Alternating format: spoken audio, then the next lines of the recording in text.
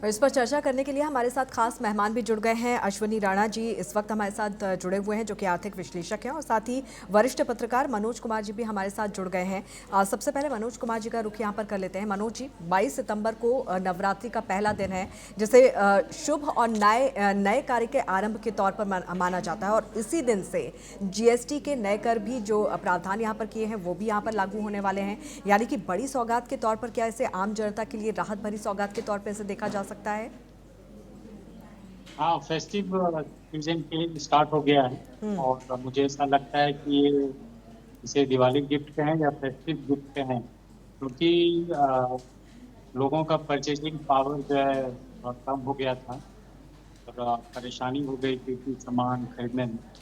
और जिस तरह से डोनाल्ड ट्रम्प ने टैरिफ लगाया, इसको लेकर के भी जो है मार्केट में वो आपको की स्थिति थी, उसको कम करने के लिए सामान ज़्यादा बिके। और ये भी कहा जा रहा है कि एसएमईज को बूस्ट करने के लिए और इन्फ्लेशन को कंट्रोल करने के लिए, कंज्यूमर को रिलीफ करने के लिए और कंजम्पशन बढ़ाने के लिए ये बहुत बड़ा स्टेप लिया गया है गवर्नमेंट द्वारा। हालांकि जीएसटी काउंसिल मीटिंग में इस तरह का बातें आती थी कि जो भी स्लैब है उसको कम किया जाए, और फाइनली जो है गवर्नमेंट ने डिसाइड किया कि जो 4 स्लैब था उसको 2 स्लैब में परिवर्तन किया गया है, 5 और 12। तो 5 और 18, तो मुझे ऐसा लग रहा है कि आने वाले समय में जो भी एसएमईज में है या मार्केट बूम दिखिएगा और लोग जो है सामान खरीदेंगे। आने वाले फेस्टिव सीजन में लोग बाहर आएंगे और सामान खरीदेंगे। बिल्कुल अश्विनी जी, जिस तरह से ये राहत यहाँ पर आम जनता को पहुँचाई जा रही है, 12 सितंबर से इसे लागू भी कर दिया जाएगा। वो भी ये ऐलान तब किया गया है जब अमेरिका की तरफ से एक के बाद एक टैरिफ भारत के ऊपर लगाया गया। टैरिफ के बोझ की तरह भारत दबा हुआ था, और ऐसे में सरकार के इस फैसले से आम जनता को तो राहत मिलेगा ही, व्यापारियों को भी एक बड़ी राहत क्या इस फैसले से मिलेगी? देखिए क्या है कि भाई इसमें दो दो चीजें हैं। एक तो हम इसको उसके साथ मिला कर ना देखें। कारण क्या है कि ये जो जीएसटी में रिफॉर्म्स हैं, ये लंबे समय से इसके ऊपर चर्चा होके और ये जो है इसके ऊपर जो सहमति बनाकर और इसको लागू किया गया। तो इस टैरिफ का जो इशू है वो अभी शॉर्ट टर्म है, तो काफी लंबे समय से ये जीएसटी रिफॉर्म्स के ऊपर सभी पूरी स्टेटों से बातचीत करना, उनको उसके तैयार करना चल रहा था। लेकिन हाँ, जब ये होगा तो निश्चित रूप से उसका फायदा वहां पर भी होगा।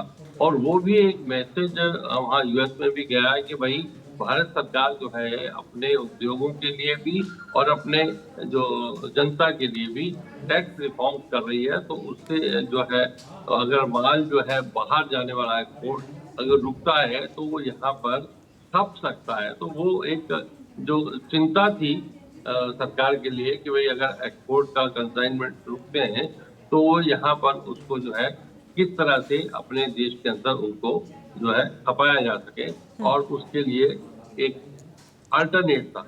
लेकिन कुल मिलाकर ये एक बहुत बड़ा जो रिफॉर्म किया गया टैक्स में। हालांकि आपकी रिपोर्ट में भी बताया, सरकार भी कह रही है कि हमें इससे लगभग 40, 48, 50 करोड़ का एक साल में नुकसान होगा। लेकिन मुझे क्या लगता है कि ये नुकसान बड़ा शॉर्ट टर्म होगा। जब आप देखिए क्या है कि जितना भी टैक्स की सेविंग होगी एक आम आदमी की, चाहे वो उसका डेली यूज करने वाला सामान है, चाहे वो इंश्योरेंस जो प्रीमियम देता है वो उसके अंदर 0 टैक्स देना है, वो उसकी बचत होगी। वो हेल्थ इंश्योरेंस का प्रीमियम देता है, उसकी बचत। यानी जो चीजों में बिल्कुल टैक्स खत्म किया है उसमें ज्यादा बचत है, और जो कॉमन चीजें हैं उसमें तो जितनी भी बचत होगी वो पैसा जो है जो जनता है वो अपने पॉकेट में भी नहीं रखेगी और बैंक में भी नहीं रखेगी। तो उस पैसे को फिर से वो मार्केट में कंज्यूम करेगी, यानी सामान और खरीदेगी। तो जब कंजम्पशन बढ़ेगी, डिमांड बढ़ेगी, डिमांड बढ़ेगी तो मैन्युफैक्चरिंग बढ़ेगी। तो ये सारा कुल मिलाकर जो चेन है उसके कारण अर्थव्यवस्था बढ़ेगी, और हमारा टैक्स कलेक्शन भी जो है वो अल्टीमेटली, क्योंकि जब डिमांड बढ़ेगी और ज्यादा प्रोडक्शन होगी तो वो भी कंजम्पशन के कारण वो भी वापस उसी स्केल पे आ जाएगा जहां आज जीएसटी कलेक्शन था। तो बिल्कुल इसलिए मनोज जी। चिंता का ऐसा विषय नहीं। बिल्कुल बिल्कुल मनोज जी, जिस तरह से लगातार विपक्ष हमलावर होता हुआ इस पूरे मामले को लेकर नजर आ रहा है, आगामी चुनाव के तर्ज पर इसे देखा जाए तो क्या इसका चुनाव पर भी असर पड़ेगा जो सरकार ने फैसला लिया है? मुझे लगता है कि प्रभाव पड़ेगा, क्योंकि आने वाले समय में बिहार में इलेक्शन होने वाला है और बिहार के लोग का नॉर्मली जो है परचेजिंग पावर बहुत कम देखा गया है। तो स्वाभाविक है कि अगर परचेजिंग पावर अगर बढ़ता है तो उनमें सेटिस्फेक्शन होगा और गवर्नमेंट के प्रति आकर्षण होगा और की इम्पैक्ट पड़े। और इस पे भी डिपेंड करेगा कि जो स्लैब 2 लागू किया गया है इसको किस तरह से इम्प्लीमेंट किया जाए।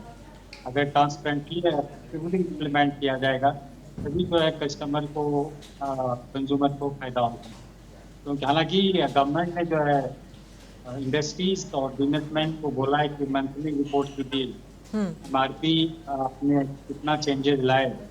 तो मुझे ऐसा लगता है कि गवर्नमेंट जो है कॉन्शियस है कि इसको इफेक्टिवली इम्प्लीमेंट किया जाए और मुझे ऐसा लगता है कि कंज्यूमर का कंजम्पशन पावर बढ़ेगा।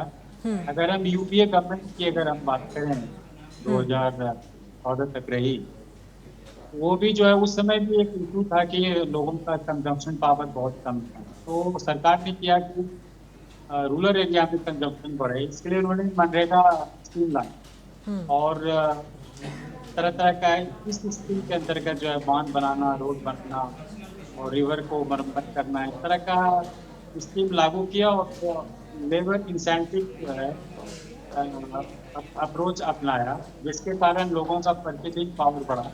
ये भी एक अच्छा स्टेप है कोई भी गवर्नमेंट के लिए कि रूरल एरियाज में कंजम्पशन पावर कैसे बढ़ाए। तो अगर जीएसटी अगर कम हुआ है तो स्वाभाविक है कि जो रूरल एरियाज में है, बिहार, उत्तर प्रदेश, उड़ीसा, मध्य प्रदेश, झारखंड, ये सब एरिया के लोगों का परचेजिंग पावर बहुत कम है। वहाँ पे स्मॉल इंडस्ट्री ज़्यादा है और अगर ज़्यादा सामान वहाँ पे अगर बिकता है तो स्वाभाविक है जो स्मॉल इंडस्ट्रीज हैं उनका भी मोराल बूस्ट होगा, वो भी तरह तरह के इनोवेशन करेंगे, तरह तरह के प्रोडक्ट लाएंगे। वहीं अगर सिटीज की अगर हम बात करें तो यहाँ पे उतना प्रभाव इसलिए नहीं पड़ता है कि लोगों का परचेजिंग पावर ठीक रहता है जी और दाम बढ़े या घटे, उनको अगर सामान खरीदना है तो वो खरीदेंगे। बिल्कुल, तो जो मुझे खरीदना है लगता वो है खरीदेंगे और उसका कहीं ना कहीं फायदा सरकार को भी मिलेगा, अर्थव्यवस्था को यहाँ पर रफ्तार भी मिल सकती है।